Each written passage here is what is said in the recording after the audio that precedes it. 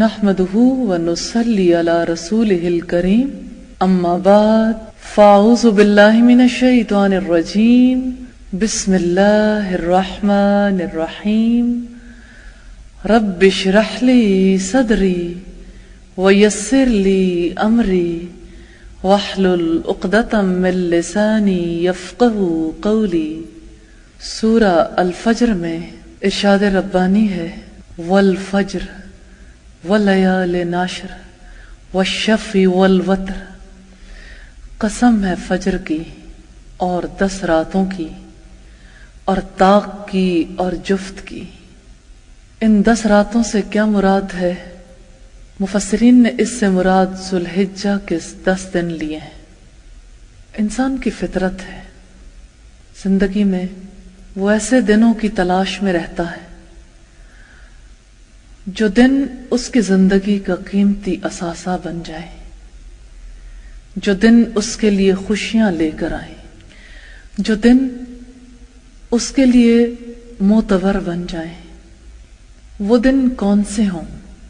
ہر ایک اس کا تعین اپنی مرضی، اپنی خواہش، اپنے معاشرے کے افراد کی مرضی سے کرتا ہے۔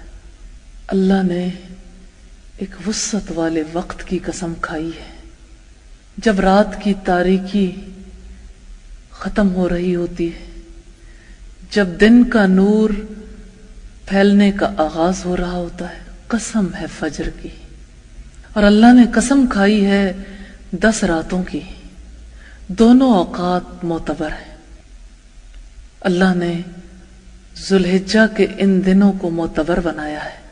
ہر وہ موقع، ہر وہ موسم اور وہ سارے دن جن کو انسان سیلیبریٹ کرتا ہے، انسان کے لیے کسی نہ کسی اعتبار سے اہمیت کے حامل ہوتے ہیں، لیکن اللہ تعالیٰ نے ان دنوں کو اہمیت دی ہے جو دن انسان کو انسان بنا دیتے ہیں، جو دن انسان کو اس کی فطرت کے مطابق ڈھال دیتے ہیں، جو دن انسان کے اندر خدا کا خوف پیدا کر دیتے ہیں، جن دنوں کی وجہ سے انسان اپنے رب کا قرب حاصل کرتا ہے۔ قطرہ دریا سے مل جائے، یہی قطرے کی انتہا ہے، یہی قطرے کی منزل ہونی چاہیے۔ قطرہ دریا سے باہر ہو تو اپنا وجود کھو دیتا ہے۔ ایسے ہی انسان کا معاملہ ہے۔ انسان کی ذات تب قیمتی بنتی ہے جب انسان اپنے رب سے تعلق قائم کر لیتا ہے۔ تو یہ دن ایسے ہیں جو انسان کو رب سے ملا دیتے ہیں، رب سے قریب کر دیتے ہیں۔ وہ دن جو ذوالحجہ کے پہلے عشرے کے دن ہیں، یہ تو یادوں کے دن ہیں۔ یہ تو انسان کا رشتہ ان ہستیوں سے ملانے کے دن ہیں جنہوں نے وفا کا حق ادا کر دیا۔ انسان ان دنوں میں یاد کرتا ہے اللہ کے خلیل کو، ان کے گھرانے کے افراد کو، ان کے تعلق باللہ کو۔ انسان یاد کرتا ہے ان کی قربانی کو۔ 30 سے زائد آزمائشیں حضرت ابراہیم علیہ السلام پر آئیں۔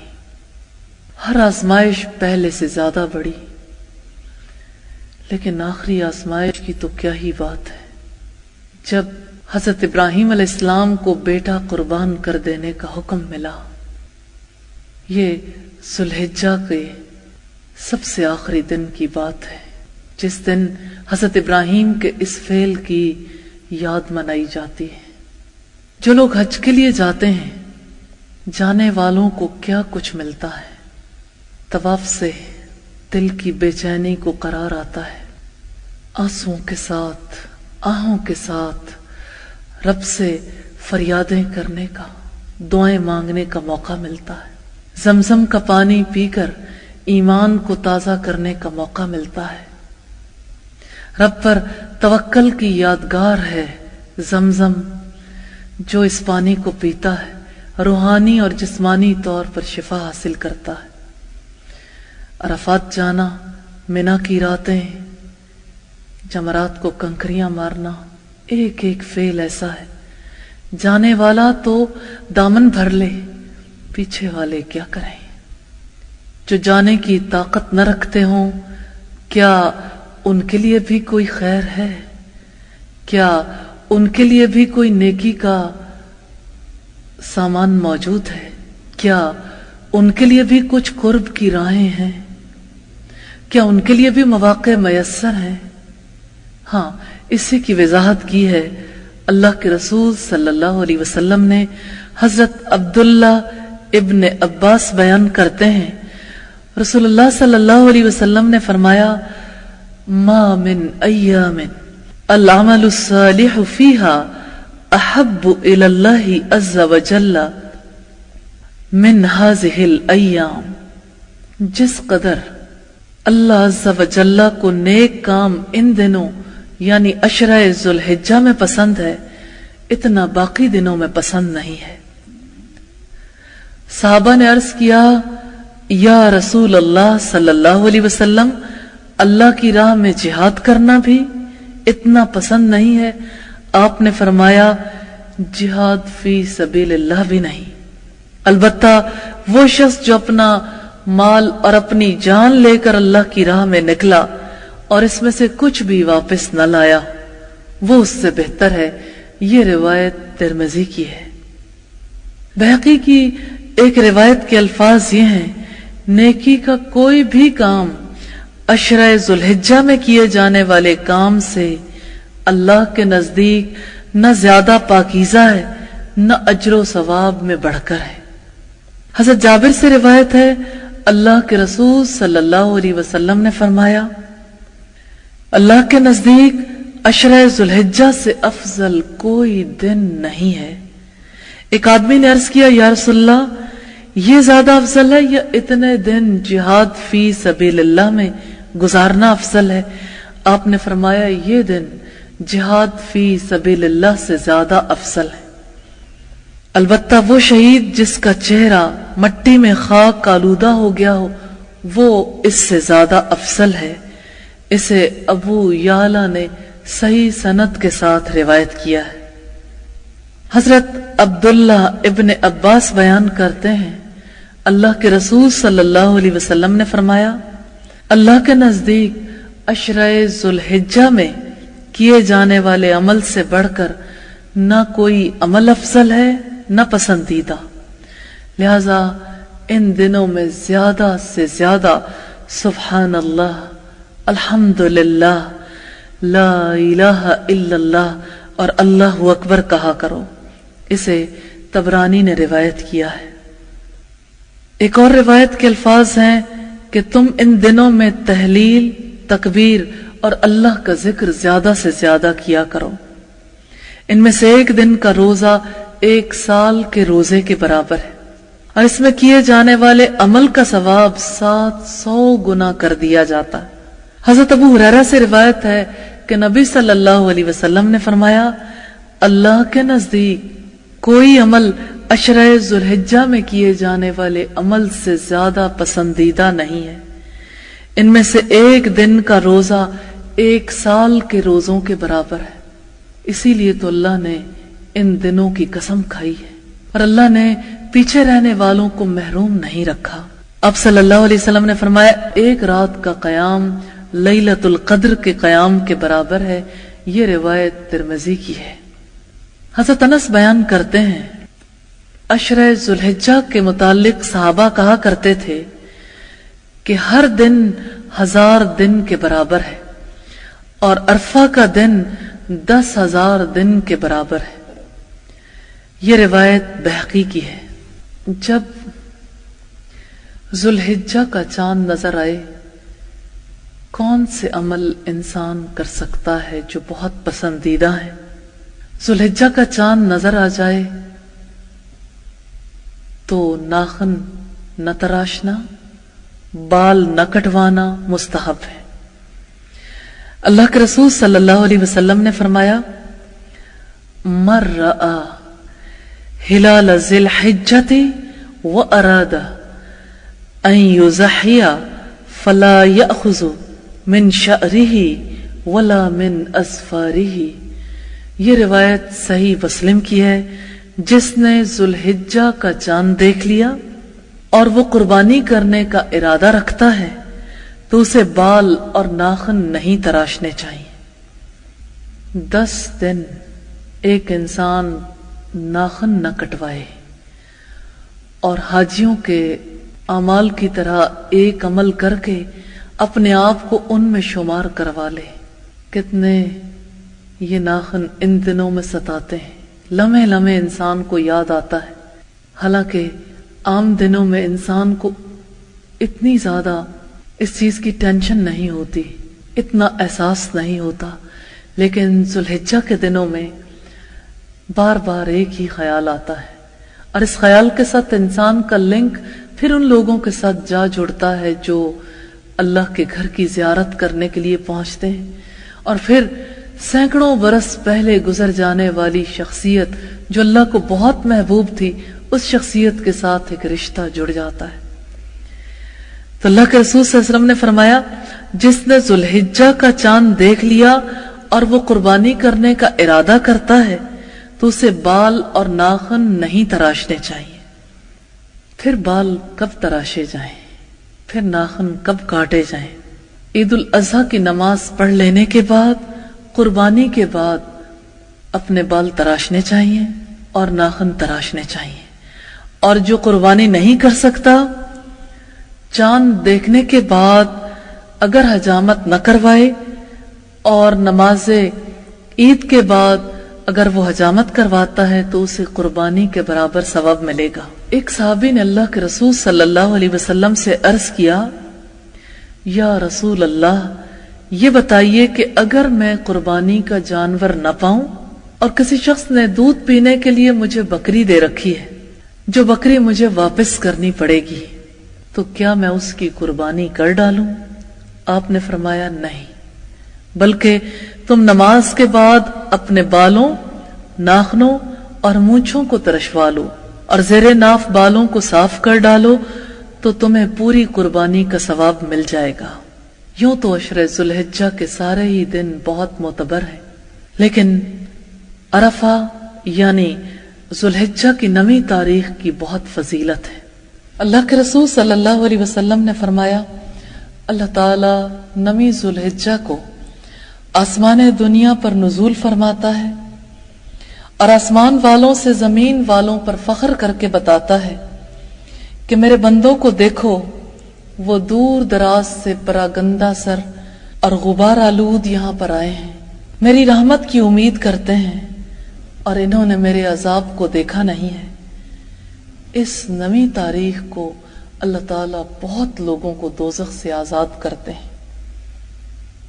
یہ روایت ابن خزیمہ کی ہے. ایک اور روایت میں یوں آیا ہے، عرفہ کے دن اللہ تعالیٰ فرشتوں کے سامنے اپنے بندوں پر فخر کرتا ہے کہ میرے بندوں کو دیکھو، پراگندہ سر غبار آلود آئے ہیں، میں تم کو گواہ بناتا ہوں کہ ان سب کو میں نے معاف کر دیا. فرشتے کہتے ہیں کہ ان میں سے ایک شخص گنہگار بھی ہے. اللہ تعالیٰ فرماتا ہے ہم نے ان سب کو معاف کر دیا. اللہ کے رسول صلی اللہ علیہ وسلم نے فرمایا عرفہ کے دن اللہ تعالیٰ بہت سے لوگوں کو دوزخ سے آزاد کرتا ہے. یہ روایت ابن خزیمہ کی ہے. اللہ کے رسول صلی اللہ علیہ وسلم نے عرفہ کے دن فرمایا لوگوں، اللہ تعالیٰ ان 10 دنوں میں تمہاری حاضری کی وجہ سے فرشتوں کی جماعت پر فخر کرتا ہے کہ تمہارے گناہوں کو معاف کرتا ہوں، مگر حق العباد، بندوں کے حقوق یعنی یہ معاف نہیں کیے جائیں گے. نیک لوگوں کی خطاؤں کو معاف کرتا ہوں اور نیکوں کے سوال کو پورا کرتا ہوں، اور مزدلفہ میں بھی اللہ تعالیٰ نیکوں کی مغفرت فرماتے ہیں اور ان کی سفارش کو قبول فرماتے ہیں. یہ روایت الترغیب کی ہے.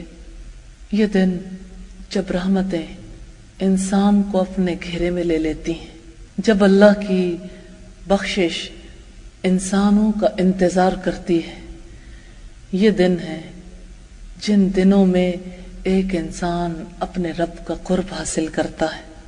ابن ماجہ اور الترغیب کی روایت میں ہے کہ ابلیس اور اس کی اولاد پہاڑوں پر چڑھ کر حاجیوں کو دیکھ کر پریشان ہوتے ہیں اور چلاتے ہیں۔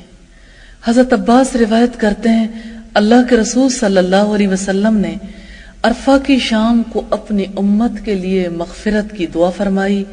اللہ تعالیٰ کی طرف سے جواب ملا، آپ کی تمام امت کو بخش دوں گا مگر ظالم اور حقوق العباد ادا نہ کرنے والوں کو معاف نہیں کروں گا جب تک کہ ظالم سے مظلوم کو حق نہ دلا دوں۔ آپ نے عرض کیا، خدایا اگر تو چاہے تو مظلوم کو جنت میں جگہ دے سکتا ہے۔ اس شام کو بھی آپ کی درخواست منظور نہیں ہوئی۔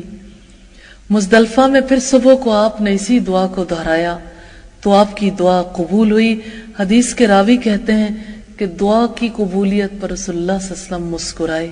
حضرت ابو بکر صدیق نے کہا، اے اللہ کے رسول، آپ اس وقت مسکرایا نہیں کرتے، آپ کو اللہ ہمیشہ مسکراتا رکھے۔ آپ نے فرمایا، اللہ کے دشمن ابلیس نے جب میری دعا کی قبولیت کے بارے میں جان لیا تو ہائے ہائے کرتا ہوا سر پر مٹی ڈالنے لگا اور مجھے ابلیس کو دیکھ کر ہنسی آ گئی۔ یہ روایت ابن ماجہ کی ہے۔ 9 ذوالحجہ کی بڑی فضیلت ہے، اسی لیے اس دن کے روزہ رکھنے کا ثواب 2 سال کے روزوں کے برابر ہے۔ اللہ کے رسول صلی اللہ علیہ وسلم سے 9 تاریخ کے روزے کے بارے میں پوچھا گیا۔ آپ نے فرمایا 2 سال کے گناہ معاف ہو جاتے ہیں، ایک گزشتہ سال کے اور ایک آئندہ آنے والے سال کے۔ لیکن چونکہ ایک روزہ رکھنا خلاف سنت ہے، اس لیے 8ویں ذوالحجہ کا روزہ ساتھ میں شامل کر لینا چاہیے۔ عرفات کے میدان میں پہنچنے والوں کے لیے 9 ذوالحجہ کا روزہ رکھنا درست نہیں ہے۔ آپ صلی اللہ علیہ وسلم نے عرفات کے میدان میں جانے والوں کو روزہ رکھنے سے منع فرمایا۔ ذوالحجہ کے دنوں کی بڑی فضیلت، ان دنوں کو ضائع نہیں کرنا چاہیے۔ قیمتی دن، قیمتی راتیں، اور ذوالحجہ کے عشرے کی آخری رات بہت فضیلت والی رات۔ اللہ کے رسول صلی اللہ علیہ وسلم نے فرمایا، جس نے دونوں عیدوں کی راتوں میں اخلاص کے ساتھ قیام کیا تو اس کا دل زندہ رہے گا جبکہ دوسروں کے دل مردہ ہو جائیں گے۔ خیر و برکت والے دن، روشن راتیں ہماری منتظر ہیں، ہمیں ان کا انتظار کرنا چاہیے، ہمیں ان کے لیے پلان کرنا چاہیے۔ ایک انسان کے لیے سب سے زیادہ شرف والی، سعادت، خوشبختی والی بات یہ ہے کہ اسے رب کی قربت نصیب ہو جائے۔ یہ دن قربتوں کے دن ہے، یہ دن لبیک کے، یہ دن حاضری کے دن ہے۔ جو لوگ بیت اللہ میں حاضر نہیں ہو سکتے، ان دنوں میں کثرت سے تسبیح کہہ کے، تحلیل کے ذریعے، تکبیر کے ذریعے اپنے آپ کو رب کی قربت کے لیے تیار کرنا چاہیے۔ ان دنوں میں کثرت سے صدقہ و خیرات کرنا چاہیے۔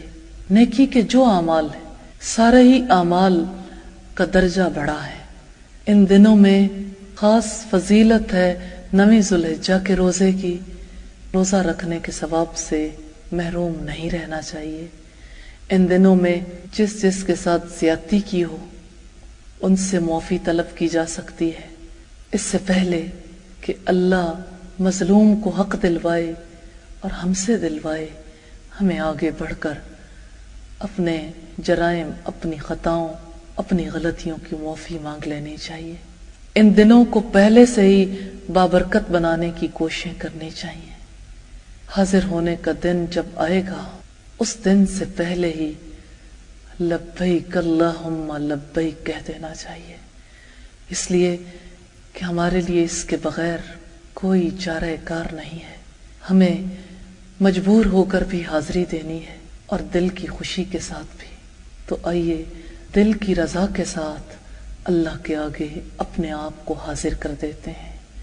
لبیک اللہم لبیک، اللہ سے دعا ہے کہ اللہ تعالیٰ اس دل کو حاضری کی توفیق عطا فرمائے، اور اللہ سے دعا ہے کہ اللہ تعالیٰ ہمیشہ کے لیے ہماری اس حاضری کو قبول فرما لے، اور ہمیں ہمیشہ ایسا احساس عطا فرمائے کہ ہم اس کے حضور حاضر رہیں، اور اللہ تعالیٰ ہمیں توفیق عطا فرمائے کہ ہم اس حیات میں وہ کام کر جائیں جس کی وجہ سے حاضری معتبر ہو جاتی ہے۔ اللہ نے اس سرزمین پر آنے والوں میں سے انبیاء کی حاضری کو قبول کیا، اور انبیاء میں سے آخری نبی محمد رسول اللہ صلی اللہ علیہ وسلم کی حاضری۔ آپ صلی اللہ علیہ وسلم نے جو کام اس دنیا میں انجام دیا، رب العزت سے دعا ہے کہ اللہ تعالی ہماری زندگیوں کو بھی اسی مشن، اسی راستے پر قبول فرما لے۔ اللہ، ہم اس مشن کے لیے حاضر ہیں، آپ ہمیں قبول فرما لیجئے۔ وآخر دعوانا ان الحمد للہ رب العالمین، ان الحمد للہ رب العالمین، ان الحمد للہ رب العالمین۔